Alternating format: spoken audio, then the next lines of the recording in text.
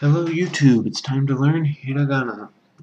This is the main alphabet for Japanese. There are two alphabets that are phonetic. In other words, I write a character and it stands for a sound. There's also kanji, and that exists in such a way that you write a character and it's an idea or a word. A lot of words, of course, have more than one kanji, in which case it's a combination of those, which gives you the set word that you have. But first, the alphabets. So these, it's really nice when I write the character for ah, it's always ah. It's not like in English where it can be ah, No, it's very set. So, um, so this is hiragana. This is the alphabet used for native Japanese words. Katakana, on the other hand, is used primarily for foreign words. At one time, each of them individually at one time was the alphabet for Japanese. But over the years, it has evolved into this dual system that we use today. This is much more important because it is for all native words. However, they're both very important, as are kanji, if you want to be able to survive reading Japanese. So, stroke order does matter, so just kind of try and pay attention. I will try and point it out to a certain extent, or at least go slowly. And I will point out pronunciation differences and things like that as we go along. So, we're going to do it in the form of a chart. This is a very common chart. Japanese, you may or may not know, you can write this way, like in English. Or, in more formal writings, you can start here and go down, and then go to the next line, go down. And when you're writing in Japanese, you don't have any spaces in between words or anything like that. And punctuation even is a little different. So we'll get to all of that right now. Let's just do the alphabet. Okay.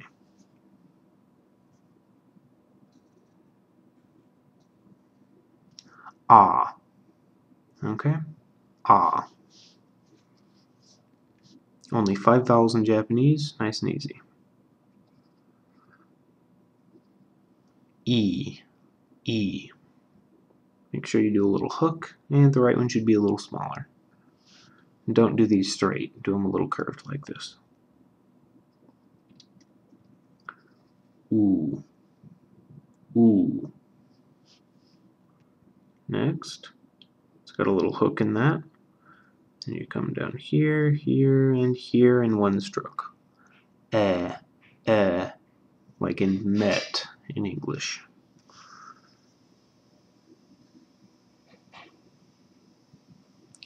O. Note the difference between Japanese O and English O, because in English we make it a diphthong without really thinking about it. It's not just O, it's O. It's an O and then a U put into a diphthong. In Japanese, it's just one straight pure vowel, O. Okay? Next, the K line. So how this works, this had no consonant, so it's just A, I, U, E, O. Here we have a K, so it's going to be ka, ki, ku, ke, ko. Okay, that's simple. 1, 2, 3. Okay.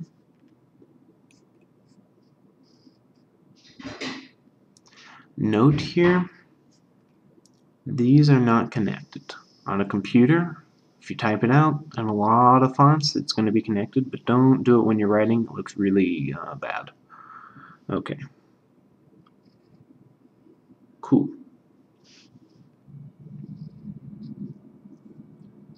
Okay.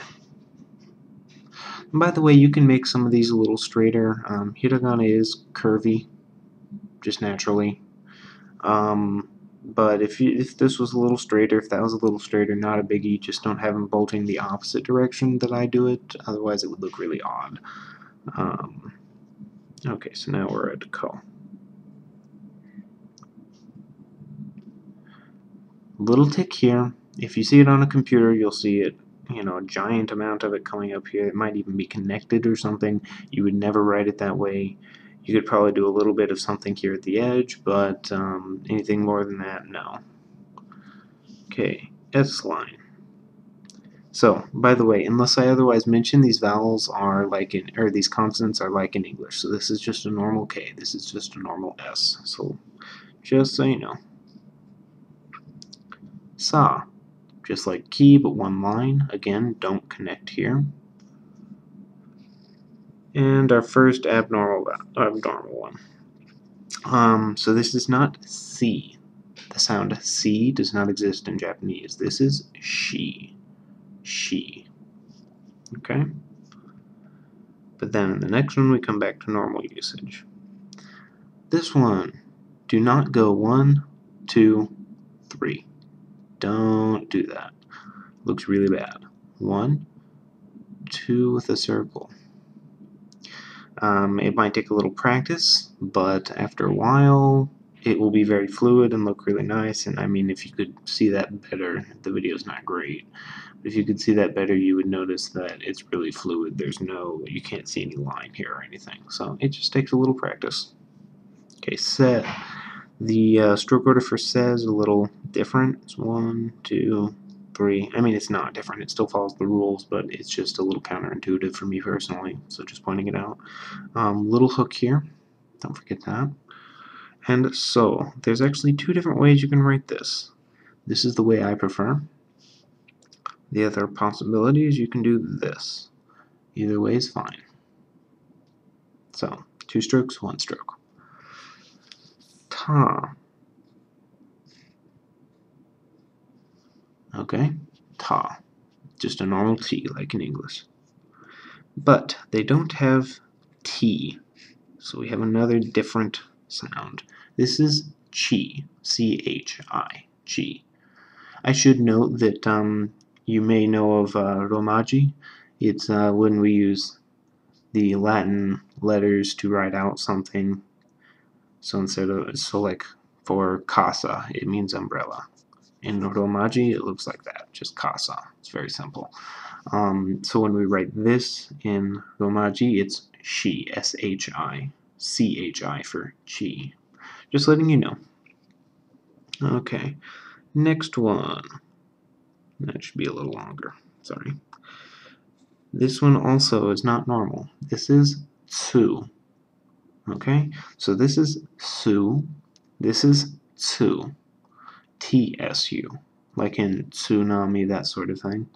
Or at the end of the word nuts or cats. There's a little, it's a different sound. So yeah, tsu. And then we go back to the normal line with te, 1 stroke there, and to, 2 strokes here. Ta, chi, tsu, te, to. Okay. The in line, this is normal in sound like in English. Okay, so you do this part, 2 strokes, 1 stroke here, but it's got a little bit of a hook, and then this here. Okay. Ni. Ni.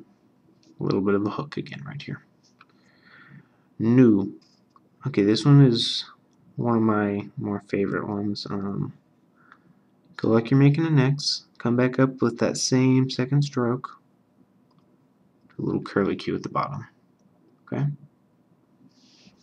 Ne is also fun. Straight line. Stroke 2, you go like this. And finally, no. No. Okay. The H line.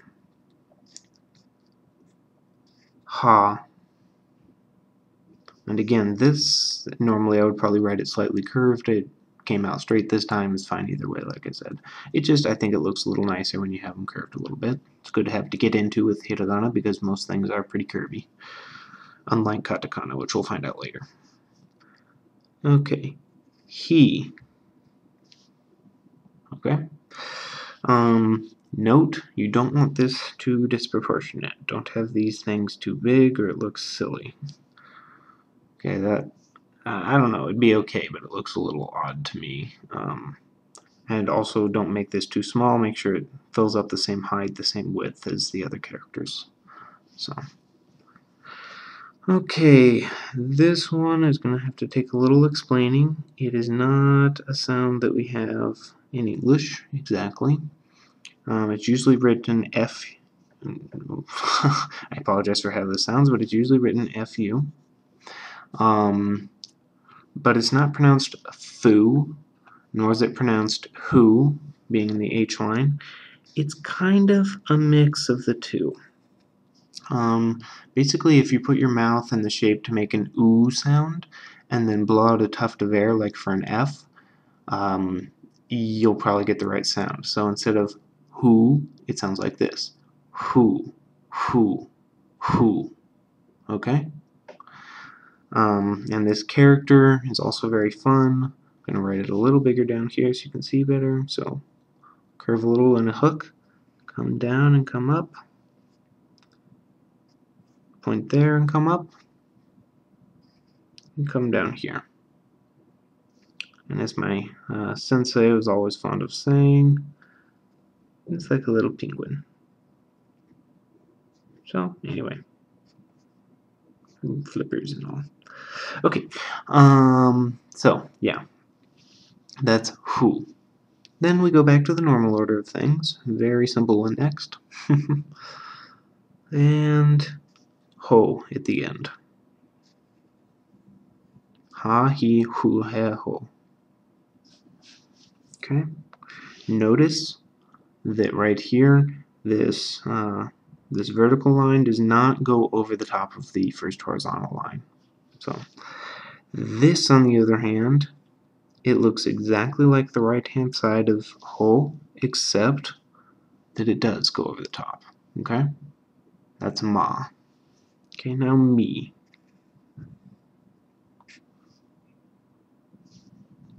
Okay, now we go into mu.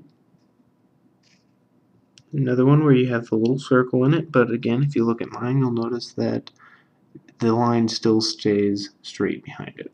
So again, just do a little practice and it'll end up looking fine. Don't do this hook too early. Don't do it like over here. Give it a nice amount of space and so you have a lot of room for that and everything. Okay, meh is remarkably similar to nu over here. It's the same beginning, only difference is you don't do the curly Q. And mo. Okay? Now, the Y line does not have the E or the A. There's no ye, there's no yeah. I'm just going to put a little X there.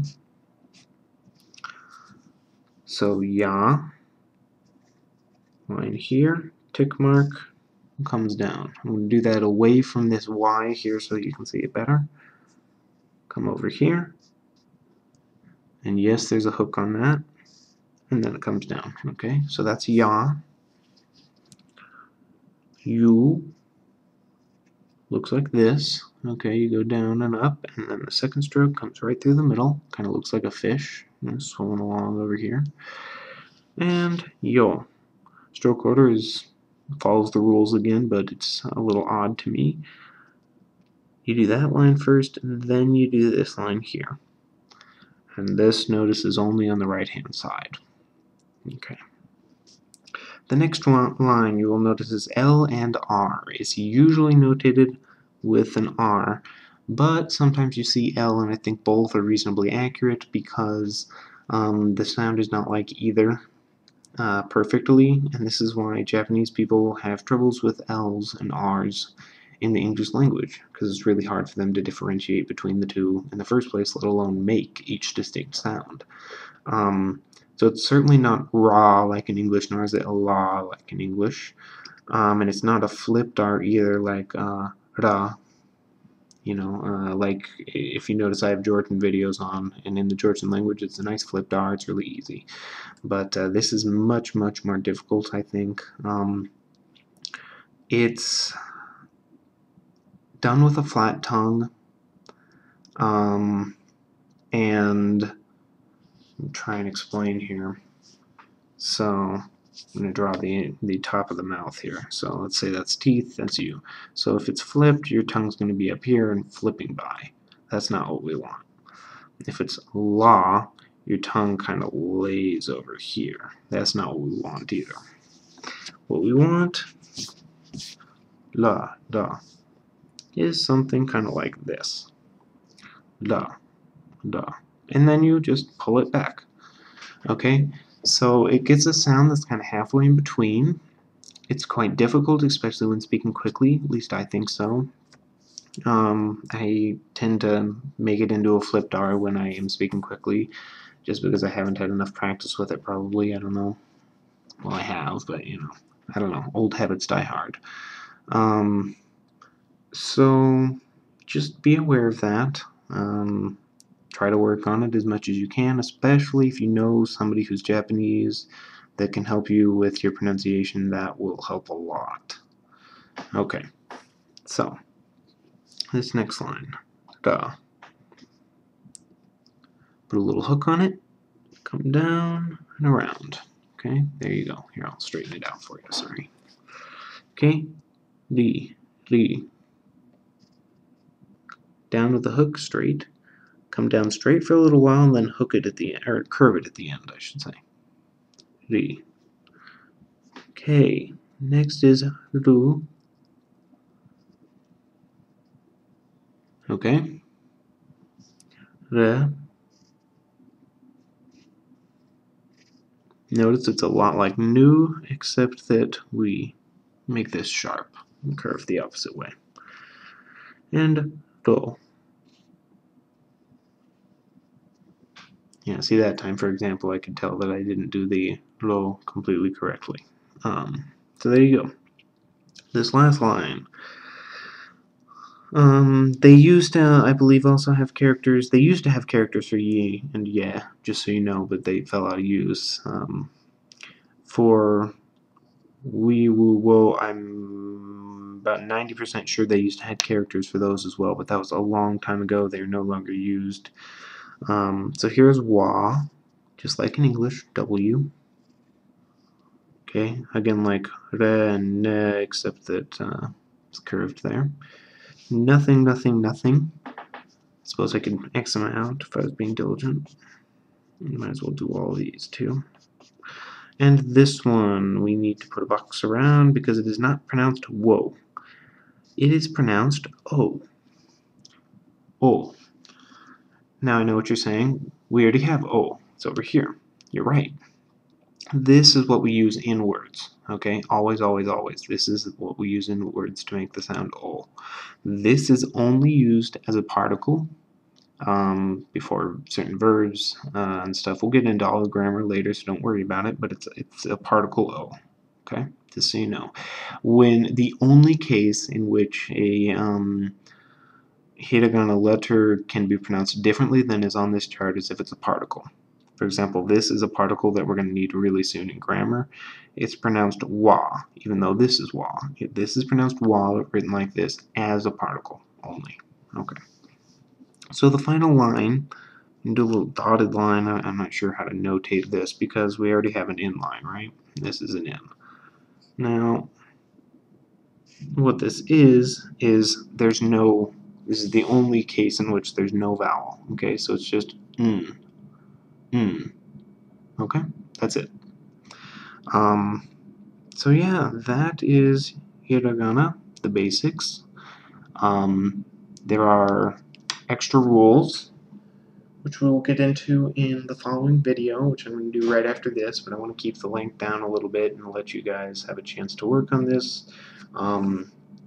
You know, with any language, learning the writing system is, I mean, it's so helpful because, especially with pronunciation, because otherwise, like even if your aim is only in speaking, this for me is the best way to ingrain something is by writing it. And the thing is, if you're writing in their characters, you can learn their pronunciation. You can remember every time you write this, oh, it's kind of halfway in between. But if you write an R, you're going to think in an English R, you know? So basically, my suggestion would be, if you really want to learn this, just sit down and go, you know, ah, ah, ah, ah, ah. Maybe write it 10 times. Then go E, E, E, E, you know, write that 10 times. Just go through the entire alphabet this way. After you've done that, come back to it maybe the next day, look and see where you are. How well can you remember it without looking? And if you need to do it again, which, yeah, you probably will, do it maybe 5 times that day. Stuff like that will help you so much, and you will be able to knock this alphabet in the butt. And yeah, that's the basics of one of 2 alphabets, and we'll get to the few little advanced rules in the next video. So I hope you have enjoyed.